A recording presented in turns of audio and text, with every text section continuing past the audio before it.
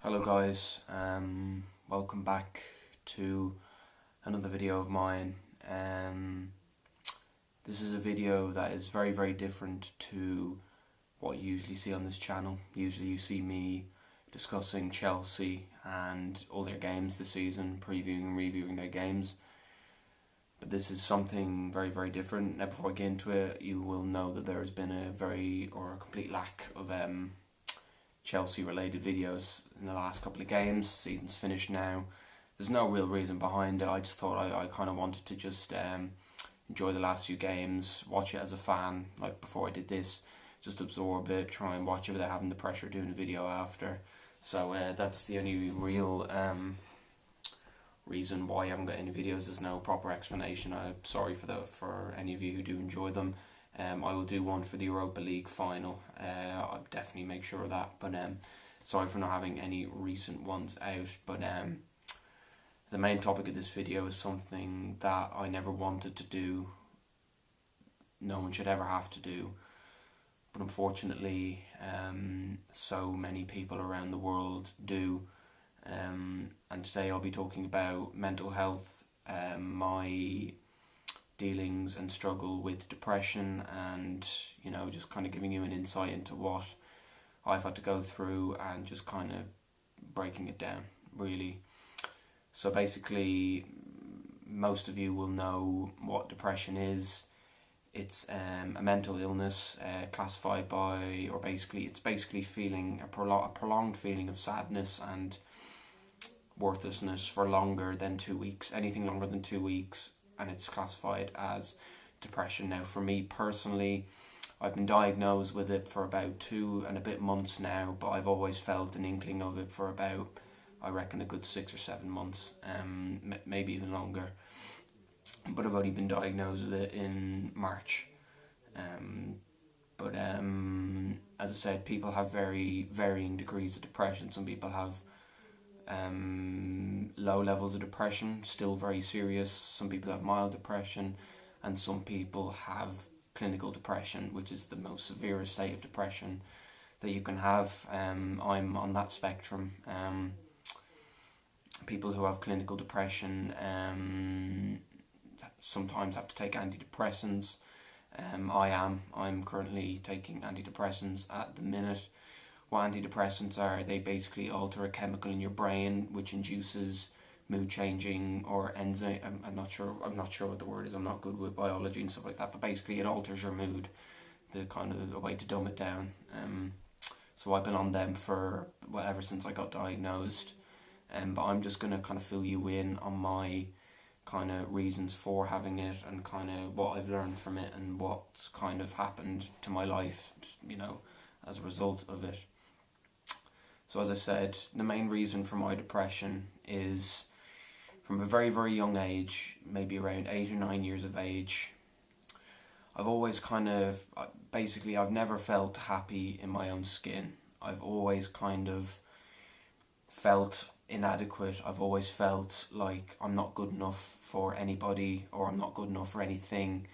Anything I try and do, I always fail at.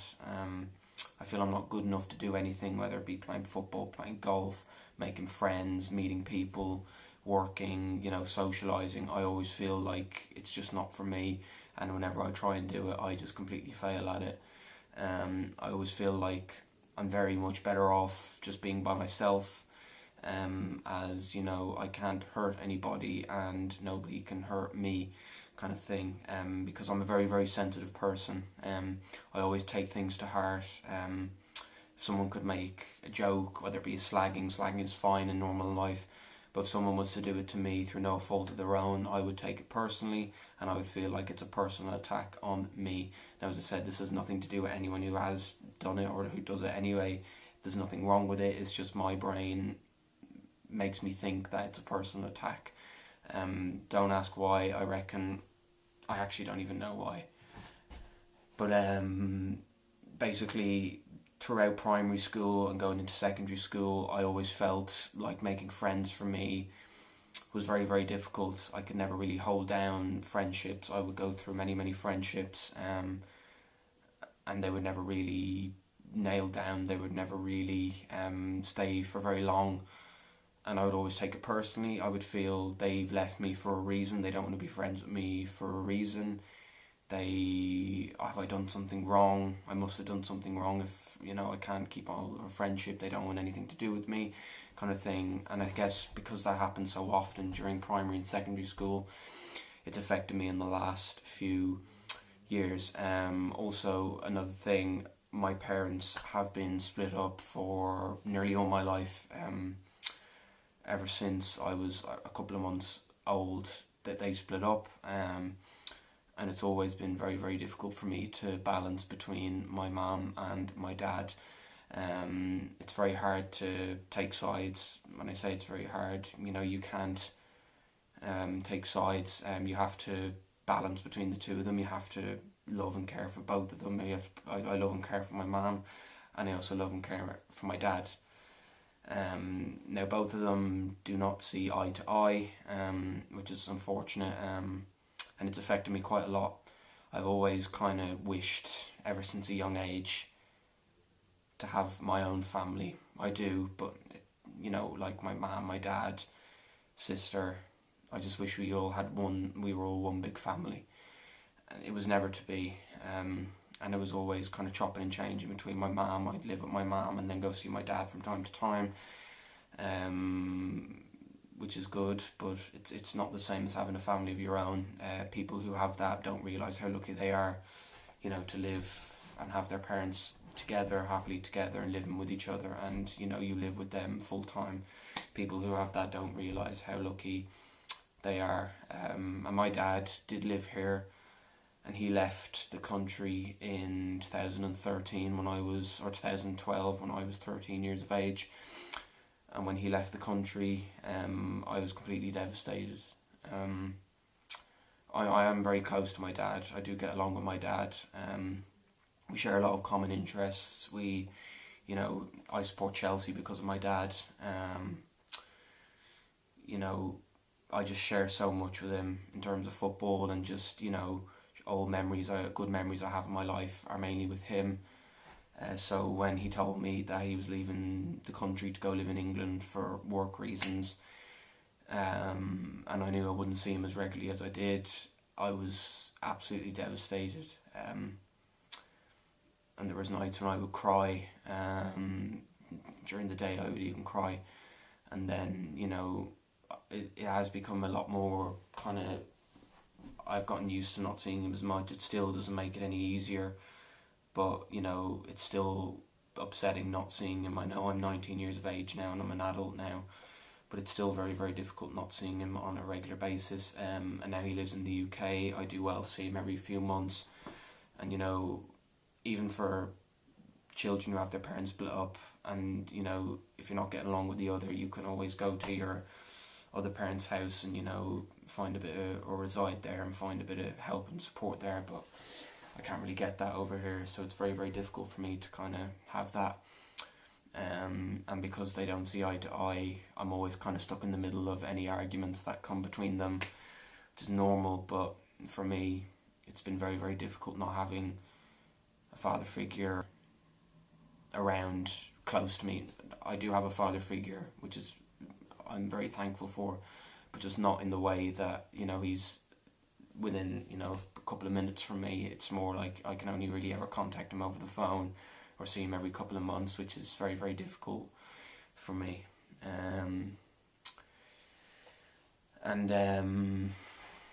So basically, as I said, I've had this depression. As I said, I've only been diagnosed with it for the past 2 months or so, but I've always felt an inkling of it. I first felt it kind of coming on, or the very early signs of it coming on, around late February, early March of 2018. I was coming into the final a few months of my of school around that time. Over here, you have primary, secondary school, and at the end of secondary school, you have exams called the Leaving Cert. Basically, those exams kind of determine where you're going to go to college and affect potential future, employment opportunities. So those exams are very important for anyone doing it. And I'm not the most academically gifted. I've always kind of felt stupid in myself. I've always kind of felt like how I even got into school is an achievement in itself. So I always kind of felt very much under pressure to do well, which is normal. You know, you want to try and do as best as you can, but I felt the pressure was getting very much to me. As I said, I'm not the most academically gifted, so it was very difficult for me to kind of, I put a lot of pressure on myself, and the pressure was getting to me. There was orals as well, which is basically like, it's like the speaking version of the exam. They were around that time as well, so I was just very, very stressed out with the exams, and it did take its toll at the time. Thankfully, I managed to do well in the exams, get into college and get work as well, so I managed to pick myself up and feel a bit better afterwards for a couple of months, had a good summer, so I managed to get through that period of time. But it was around maybe September or October time later on that year, so 2018, where I could feel myself getting a lot more, or feel myself heading back in that direction of, getting stressed out, doubting myself again, feeling inadequate. Just confidence for me, I have no confidence in myself. For me, people who know me personally, friends or family, will know that I always think the worst of myself. I always feel like I'm not good enough for anything. I mentioned this earlier on, like anything I try out, I'm not good enough. I don't feel happy in the clothes I wear. I feel like people look at me on the streets. I feel people judge me. I feel like anywhere I go, I feel so out of place. Sometimes if like you go to parties, you go on nights out, for me, I felt so out of place. I felt like I was the odd one out. Like, I felt like people would look at me and think, like, who is this guy? Why is he here? Let's all kind of laugh at him, kind of thing. And it's just a mindset that I've had all throughout my teenage years, particularly in the last maybe 3-4 years, since around maybe 15, 16 years of age. I've always kind of felt like that's kind of come to fruition so much more. The kind of feeling like an outcast, nearly, like no one wants me around, no one wants to talk to me, no one wants to, be around me, no one wants to have me around. But then, coming into around January, February this year, 2019, I hit rock bottom.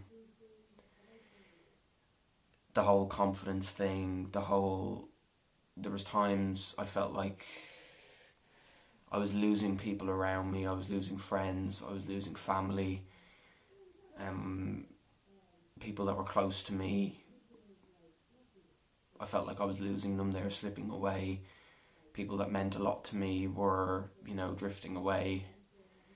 And I feel alone all the time, generally. Even if I was in a crowded room, I would feel alone. But particularly January, February, the pushing people away from me, making mistakes, and becoming what I feared most, being alone, basically came true. And I hit rock bottom. A place that no one should ever have to be. My depression got progressively worse. There were days when I didn't want to get out of bed and didn't get out of bed. There were mornings when I woke up and I felt physically sick. There were days when I couldn't eat. My appetite just went completely. I was losing weight. All the activities that I used to enjoy, like playing football, playing golf, watching Marvel movies, going to the gym, Even watching Chelsea became like a chore. I just had no interest in anything. The only thing that I could do was just sit there and just contemplate life. And for me, suicidal thoughts are very common with depression. And for me, I was having suicidal thoughts every single day. Every day. There was not a day that went by in a couple of months spell where I didn't think about suicide. When I didn't think about how the world may be a better place without me. And then it's 2.5 months to this day. This is something that I don't like bringing up, but I feel it's a big part of my story. So about exactly 2.5 months ago this day, I attempted to take my own life. I may how, because I don't want to give people any ideas or the wrong ideas for people who may be feeling worse than me, but I did try, and it's something that nobody ever should even think about, let alone some people do it.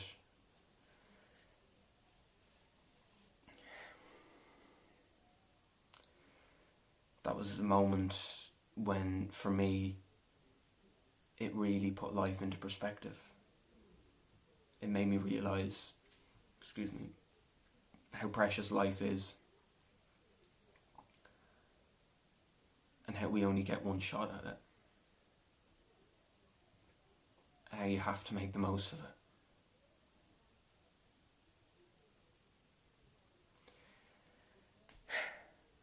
And not many people know about that because, as I said, people who know me personally know I'm a very introverted person, and it's not something that I don't particularly enjoy speaking about, but I feel it's a massive part of what my story, and it needs to be mentioned.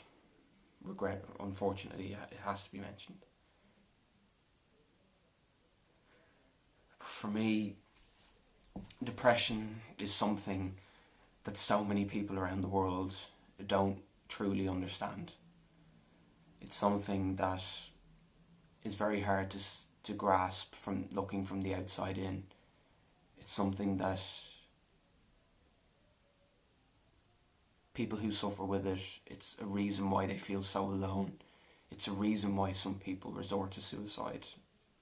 It's a reason why people struggle with it for years upon years, is because people who don't suffer with it don't truly understand.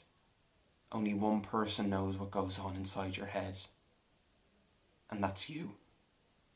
And it's such a difficult thing to talk about because people may think you're fine. People may think there's nothing wrong with you. You may seem happy on the outside, but on the inside, you're a mess. You're in a horrible place. And I was. And so many people are. My depression took over my body. It altered my personality. It altered my thoughts. It turned me into this horrible person. It made me do things that I would never think of doing. It made me act in ways that I would never act in a conscious, rational mind. There was days when I would resent everybody. There was days when I would cry non-stop. There were days when I just didn't want to look at anyone.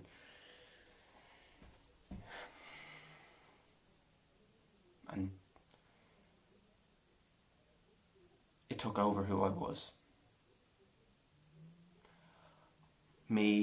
I always based myself upon care, respect, integrity, kindness, and thoughtfulness. And people who know me personally will know who I am inside. but my struggles with mental health and my depression altered who I am. It stripped me of my humanity, and I felt like this lifeless, empty human being that just existed from day to day with no purpose, and people would avoid me like a virus. And that's how I felt, and sometimes still feel today. If there's one thing that I've learned from dealing with this, and some quotes that I would look at daily to try and help me, and I hope this may be able to help some other people. Depression. If I wanted to fake an illness, I would choose one that people believe. Just because depression isn't visible like a flu doesn't mean it's not real. And for people who have family members suffering with this, I want you to understand, just because they seem fine on the outside doesn't mean they are on the inside.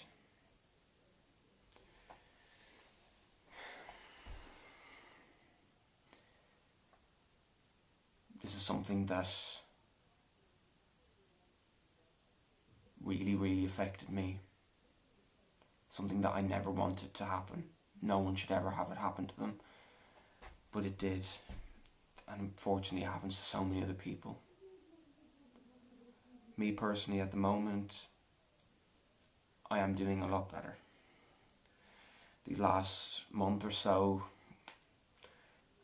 I've started to enjoy the things that I used to enjoy. Watching Chelsea, playing football, playing golf, playing the PlayStation, watching Marvel movies, reading the comics, all the stuff that, defines me, and the things that I enjoy, I am enjoying again. And my message to anyone out there who's suffering: do the things that you enjoy. Focus on the things that make you happy. I know how difficult it is to say that, because when you're even the things you used to enjoy seem like a task. Trust me, I know. I've been there. And also, there is help out there for everyone. There are hotlines for suicide, self-harm. There's Pieta House, Samaritans. Over here in Ireland, in every single country, there's help. There's counsellors, there's psychiatrists. You're not alone. There's hope out there for everyone. It took me a very long time to realise that, but there is hope for everyone.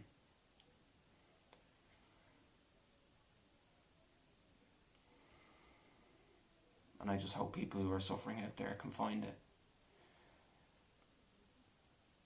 And that's it, really. I know this video is not going to be for everyone. I know there was a lot of heavy material in this, and I know it's quite a deep conversation, but it's something that's been on my mind. My mind has been everywhere over the last few months. But hopefully this video can help other people, and I hope it's given some of you an idea of what's been going on with me, and you have an understanding now. Anyway, that's all I have to say for this video. Thank you guys for watching, and just for anyone suffering out there, please know that there is help, there is support, and there is hope. Please don't give up, because life is so precious. We cannot give up on it that easily.